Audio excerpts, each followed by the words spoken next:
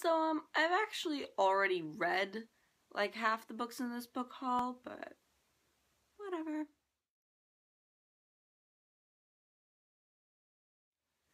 Hello lovely people, I have a book haul for you today. I have bought quite a few books since Christmas. This isn't necessarily just in January, this is since Christmas. I think one or two of them I actually already reviewed in my January wrap-up, but we're gonna talk about them anyway. So let's get started.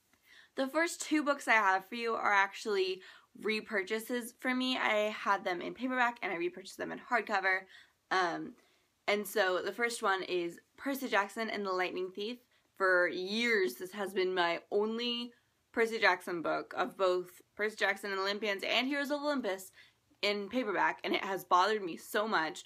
And somehow Barnes & Noble just happened to have a hardcover copy, which seems weird because it's been out in paperback for multiple years now. But hey, I'm not complaining. It's so pretty and now everything matches. And then I also got Requiem by Lauren Oliver in hardcover. This one I just happened to find a hardcover copy at Half Price Books, and since it was super cheap, I just decided might as well make my collection match. Then one that you saw in my wrap-up for January, The Long Way Home, which is Buffy Season 8, Book 1 by Joss Whedon. This is a continuation of the Buffy TV series, which was created and mostly written by Joss Whedon. And if you want to know more about it, look in my January wrap-up. Then I got 39 Clues by Rick Riordan. I believe I also talked about this in my January wrap-up. I've already read it. This is about two siblings whose wealthy aunt, I think, aunt or grandmother, dies and leaves basically a scavenger hunt around the world for members of her very large, very old family to follow and try and hunt down her, sort of her legacy, or her, like sort of the family secret and the family wealth. Next up I have Tiger Lily by Jodi Lynn Anderson. I believe this one is a fairy tale retelling of, I don't know if it's technically a fairy tale. It's a retelling of Peter Pan from Tiger Lily's perspective, which I'm very interested in. I've heard a lot of really good things about this, so I don't know when I'm gonna pick this up, but I have been in a sort of a retelling phase this month, and so it might actually be pretty soon. Next, I got The Bookshop Book by Jen Campbell, and I'm actually just over halfway through this. This is a nonfiction book about just a bunch of bookshops all over the world, and it's kind of great. It reads very much like a love letter to books and to bookshops, and it has descriptions of bookshops, and it has fun facts about books and interviews from authors, and it's just a great collection of books related things. Then I have More Weird Things Customers Say in Bookshops, also by Jen Campbell. I've also read this one already because it's super short. I got Weird Things Customers Say in Bookshops by Jen Campbell a while ago, and I really loved it, and so I got the second one now. Basically, the premise of these is that Jen Campbell works in an antiquarian bookshop in England, and she just one day started blogging about all the weird and ignorant and funny things that customers would say, and so eventually she decided to put them into books. And they're really funny, super quick reads, and very much enjoyable. Then I got another book that I already have.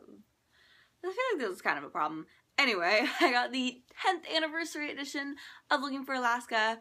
I already have multiple copies of Looking for Alaska.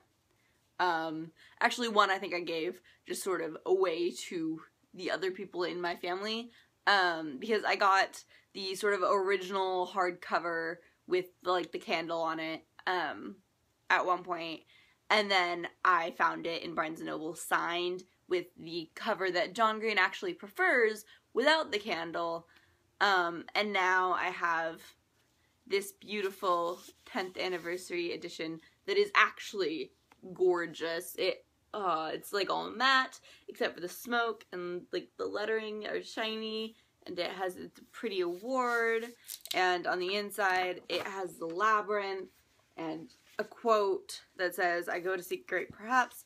It's red on the inside with the smoke, and on the back flap it has another labyrinth, and this one says, "How will I ever get out of this labyrinth?" And then the last, like, 50 pages of the book are, you know, random things from Julie Strauss Gable, and deleted scenes, and an interview with John, and it's pretty great. It's definitely, I think, worth picking up just for those 50 pages of bonus content. Also, this is just sort of a beautifully designed book, and it's lovely. I've already read, I mean, obviously I've already read Looking for Alaska, and I've also already read through the bonus content, and it's just absolutely lovely. Next up are a couple books that I got from Book Outlet, which is a new discovery for me this month. I noticed everyone was talking about it around Thanksgiving and Christmas because they were having their Boxing Day and Black Friday sales, and I just sort of ignored them, but then I got curious sometime this month and ordered things. Okay, so here's what I got.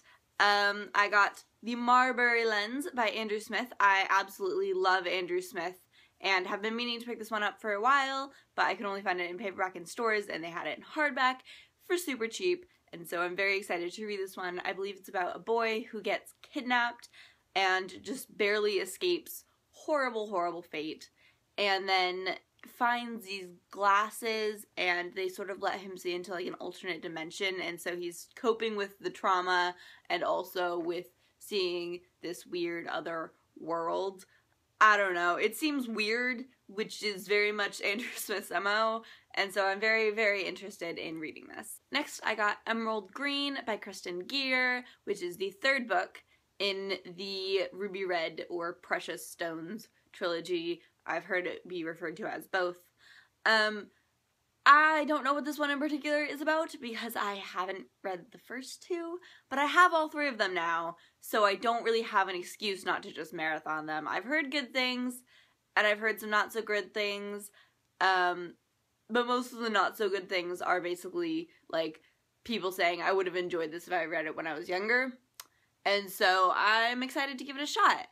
I know that these were originally translated from German, and so I think this should be rather interesting. Then I got Memoirs of a Teenage Amnesiac by Gabrielle Zevin.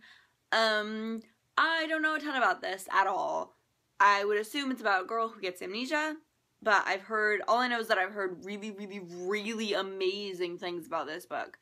So I'm interested to read it, even though I don't know all that much about it. Then I picked up The Darkest Part of the Forest by Holly Black, which I'm also partway through, and so far absolutely loving. This is about a girl and her brother who live in a town. It's just sort of like a normal modern town, except the fact that there are fairies living in the forest. And they struck up sort of a general peace agreement with the fairies, basically saying, hey, we won't go out and murder you if you don't murder us. So it's not super, like, sound, but it's working for them so far. But for all anyone can remember all their lives, there has been a boy with horns stuck in a glass coffin, sleeping for years, for generations, and now one day he wakes up. And it's about the girl and her sister trying to find him and figure out who he is and what he wants. And so far, it's really, really, really good. Oh, and also I got my copies signed because Barnes & Noble happen to have signed ones online. Then the last two books I got are Red Rising and Golden Sun by Pierce Brown. I have heard really, really good things lately about these. I think they're sort of a sci-fi fantasy thing. I've heard that they're basically just a normal fantasy novel, but they're kind of set on Mars. And I don't know a ton about the plot, other than it's sort of a guy who's just sort of one of the lesser classes, and he starts a revolution. Other than that, I don't know a ton, but I've heard really, really, really good things about them. Alright, so those are the 14 books I've bought recently. I hope you enjoyed this book haul, and I will see you later. Bye!